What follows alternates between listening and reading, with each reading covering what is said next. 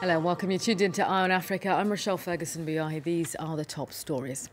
Migration and stimulating Nigeria's economy top the agenda in Abuja as President Muhamamdu Buhari meets his German counterpart Angela Merkel.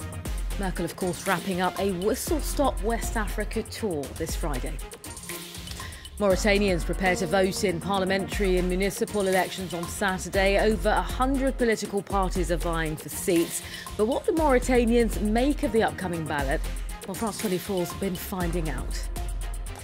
Plus, Ivory Coast might be the world's top producer of cashew nuts, but a recent slump in sales is causing great concern for farmers and exporters.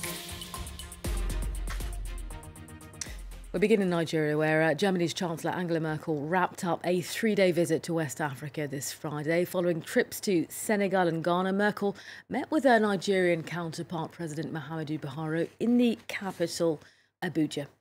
Well, their migration and boosting Nigeria's economy through German investment top the agenda. France 24's Maud Julian has details. Nigerian bagpipers escorted the German Chancellor's car as it pulled into the presidential driveway. The visit was a short one with a clear focus, tackling Nigerian immigration to Europe. For those going to Europe, we are not, as an administration, agreeing for Nigerians to defy the desert, Sahara Desert, and the Mediterranean, because they feel that there are greener pastures there, whether they are prepared for it or not. We do not support anything illegal and indisciplined. Nigeria, Africa's largest economy with a population of over 170 million. But unemployment here is rife. Angela Merkel, who travelled with a dozen German CEOs, said illegal immigration could only be dealt with if young people had opportunities at home. We agreed that people smuggling, criminality and illegal migration can only be dealt with if young people have economic opportunities at the same time. We also agreed on MOU to start car production in Nigeria with Volkswagen. That's an important step and sets an example for many further opportunities for economic cooperation. The German Chancellor is under a lot of pressure over her migration policy, which is deemed too liberal by members of her governing coalition. There are currently around 8,600 Nigerians in Germany who've been denied asylum and are obliged to leave the country. Next, protests erupted in the Ugandan capital this Friday after security forces barred the pop star turned opposition MP Bobi Wine from travelling to the US for medical treatment. 36-year-old Bobi Wine and more than 30 other opposition figures were charged with treason last week for allegedly stoning the president's convoy. Well, a judge, though, released the pop star on bail on Monday, placing no travel restrictions on him. Bobi Wine's lawyer says the singer was nonetheless prevented from boarding a flight on Thursday night. Let's bring you some reactions from Kampala. We don't have peace. The country is already in turmoil. If a member of parliament can be treated like that, what of me who is on the street now going? The holding of Bobi Wine, actually, it's not good because MP is sick, totally sick. It needs to be referred to USA or India or China so that the MP can be treated well. On Saturday, 1.4 million Mauritanians are expected at polling stations nationwide to cast their votes in parliamentary and municipal elections. Well, voters will have over 100 political parties to choose from, a vastly different situation from 2013 when most of the opposition boycotted the polls. Well, posters of the candidates have been plastered all over the capital, Nouakchott. But what do Mauritanians really think of the upcoming election? Well, our correspondent Sarah Sacco has been finding out. The mobile phone market in central Nouakchott never sleeps. The informal economy helps a large number of otherwise unemployed young people scrape by. The election campaigns held across the city were mostly ignored in this part of the capital. Hamadi is unemployed. He says he doesn't believe in the promises made by the candidates. We have a lot of problems, especially the young people. They don't believe in the elections because of the huge unemployment issue, the problem of waste. There are a lot of problems here and not enough solidarity between ethnic groups. Ba owns a small shop. He says that the speeches and promises made by the politicians are lost on him. I heard the promises of different candidates, but I did not understand anything. I did not hear anything that met my expectations. These women already know who they'll vote for, and they have high hopes for the candidate they're backing. Why don't they do something for young people? We also want schools and to get a bit of funding for us women to help us work. And we need more development in rural areas.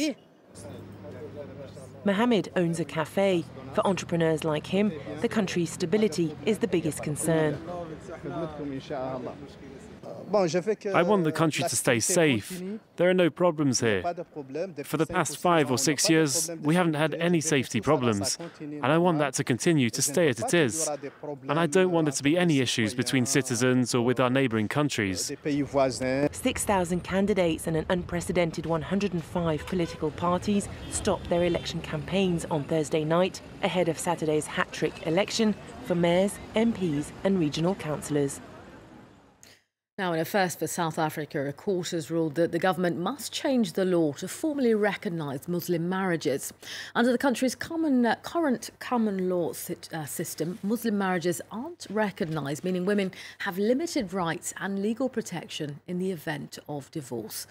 Well, the government now has 24 months to implement the changes ordered by the judge. It's estimated that 1.5% of South Africa's 55 million people are Muslim.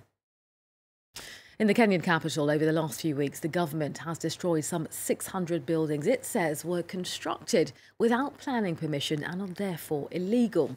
Well, the demolitions come as part of authorities' efforts to stamp out corruption.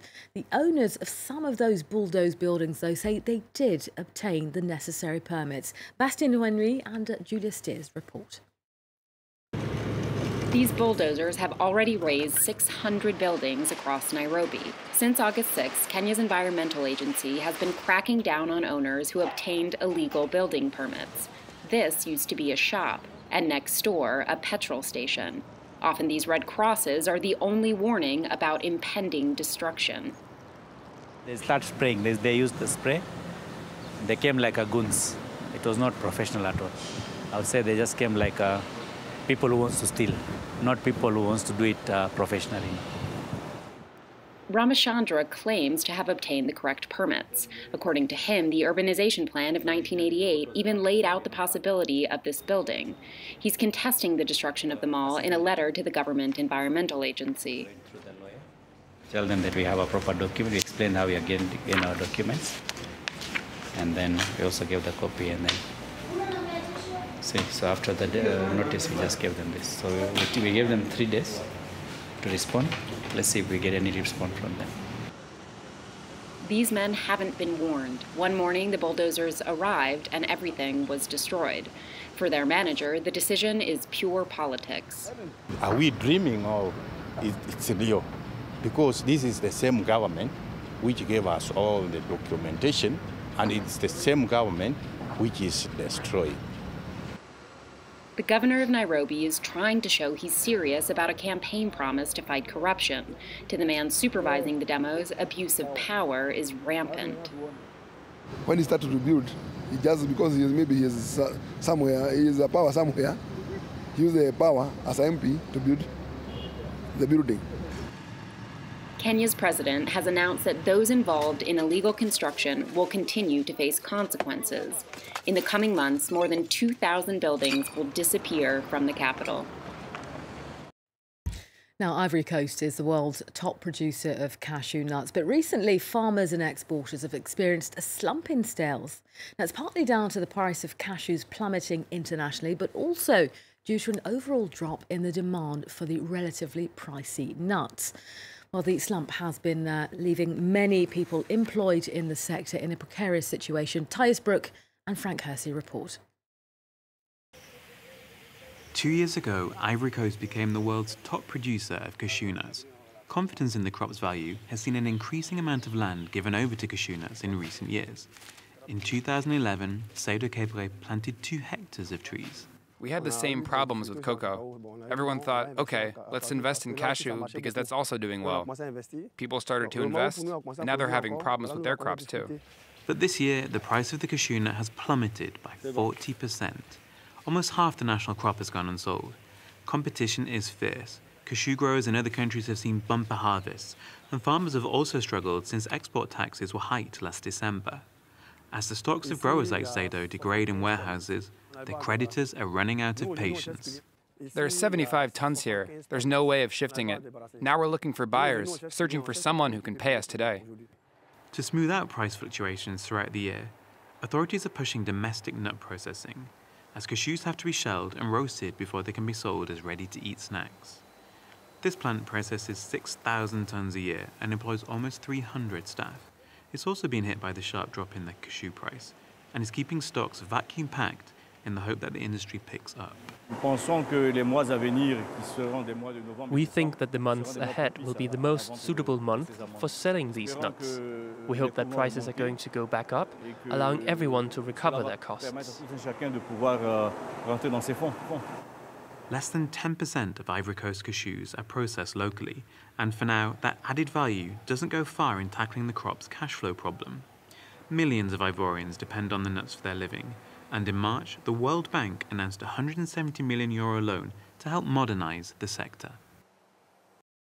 Your Iron Africa team is back in about 45 minutes' time. Up next, Tom Burgess-Watson is here. Stay tuned for more news.